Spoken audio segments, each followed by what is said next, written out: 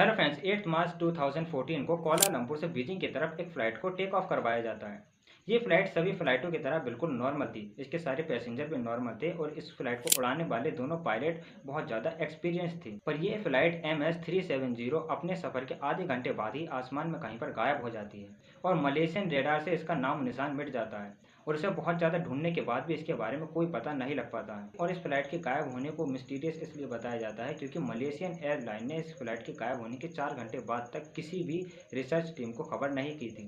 जबकि सभी एयरलाइन वालों को ऐसा बताया जाता है कि अगर कोई भी फ्लाइट तुम्हें मिसिंग लग रही हो या फिर तुम्हारे रडार से गायब हो गई हो तो तुम्हें तुरंत 1 घंटे बाद रिसर्च टीम को खबर करनी होती है। पर मलेशियन एयरलाइन वालों ने 4 घंटे बाद खबर की थी और इस फ्लाइट को ढूंढने के लिए 4 साल तक एक मिशन को चलाया गया था, पर इस फ्लाइट का कोई भी नाम निशान नहीं मिला।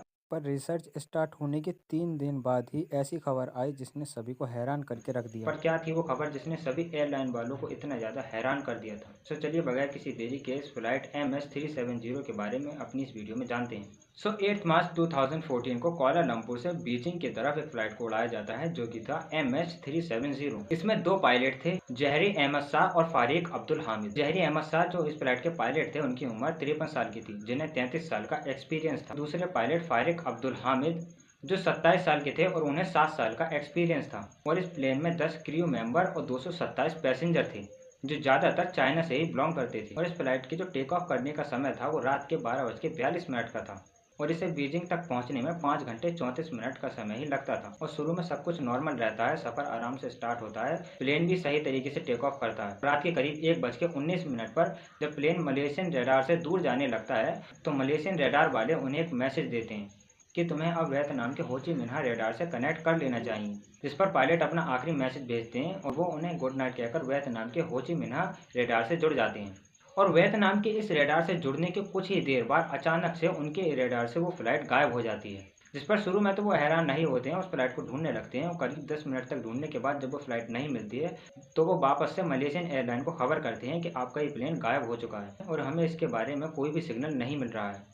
और जैसे ही ये खबर कुआलालंपुर के रडार पर पहुंचती है तो वो उस फ्लाइट को ढूंढने लगते हैं, पर उसे कई घंटों तक ढूंढने के बाद भी वो फ्लाइट वहां पर नहीं मिलती है। पर नॉर्मली ऐसा होता है कि अगर फ्लाइट कोई गायब हो रही है तो उसे तुरंत ही रिसर्च टीम को खबर किया जाता है अगर 1 घंटे तक फ्लाइट के बारे में कोई पता नहीं लग रहा है।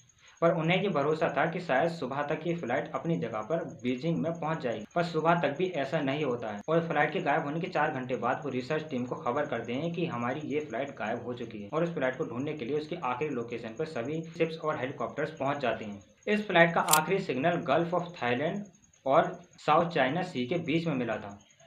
उसी जगह पर 30 से ज़्यादा शिप्स उसे ढूंढने के लिए निकल जाते हैं और 4-5 दिनों तक ये मिशन चलाया जाता है, पर वहाँ पर उसका नाम निशान नहीं मिलता। और 4-5 दिन तक इस मिशन को चलाने के बाद जब वहाँ पर कुछ भी नहीं मिलता है तो इस मिशन को बंद कर दिया जाता है। और इसके बाद फिर कुछ बड़ी कंपनियाँ MS-370 को ढूंढने के लिए राजी हो जाती हैं और करीब 4 सालों तक उस एयरप्लेन को वहाँ पर ढूंढा जाता है, पर वहाँ पर उसका नाम निशान नहीं मिलता है। और तभी ये खबर सामने आती है कि जिस टाइम पर MS-370 वियतनाम के रेडार से गायब हुआ था उस टाइम पर वो एक मिलिट्री रेडार से जुड़ गया था। और ये नॉर्मली सभी प्लेनों में होता है कि जब वो किसी रेडार से गायब हो जाते हैं तब वो रेडार को ढूंढने लगते हैं और अपना सिग्नल इधर उधर भेजने लगते हैं। और मिलिट्री वालों ने बताया कि वो यू टर्न लेकर मेल्कन स्ट्रेट के ऊपर से गुजरता है और इंडियन ओशियन के नॉर्थ साइड में जाने लगता है और 2:22 तक उसे इसी सीधी दिशा में जाते हुए देखा गया था। इसके बाद उस मिलिट्री रेडार से भी उसका कनेक्शन टूट जाता है और फिर वो एयरप्लेन सैटेलाइट से कनेक्शन बनाने लगता है और उस सैटेलाइट से ये पता चलता है कि वो अब इंडियन ओशियन के साउथ पॉइंट पर जाने लगता है और उस सैटेलाइट पर वो हर 1 घंटे में सिग्नल भेजने लगता है, जिससे बाद में ये पता लगाया जाता है कि वो एयरप्लेन इंडियन ओशियन के साउथ पॉइंट पर कहीं पर गिरा है, क्योंकि इस एयरप्लेन में इतना ही पेट्रोल था कि वो 7 घंटे तक ही कहीं पर भी उड़ सकता था। और ऐसा अंदाज़ा लगाया गया कि वो जब इंडियन ओशियन के साउथ पॉइंट पर पहुंचा होगा तब उसका पेट्रोल ख़त्म हो गया होगा और वो कहीं समुद्र में डूब गया होगा।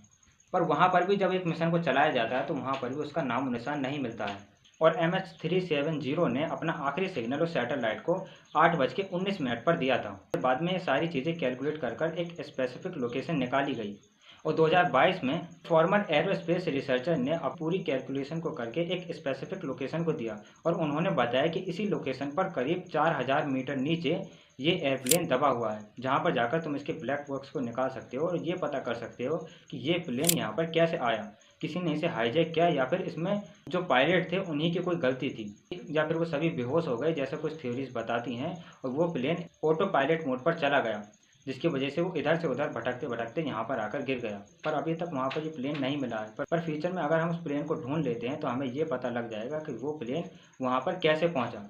इन सभी चीज़ों का खुलासा तभी होगा जब हम उस प्लेन तक पहुँच पाएंगे। फिलहाल ऐसा कुछ अनुमान लगाया जाता है कि वो प्लेन ऑटो पायलट मोड पर चला गया था। उसके सभी यात्री और जितने भी उसमें पायलट थे वो सभी किसी तरह से बेहोश हो गए थे या फिर किसी ने उसको हाईजैक कर लिया था।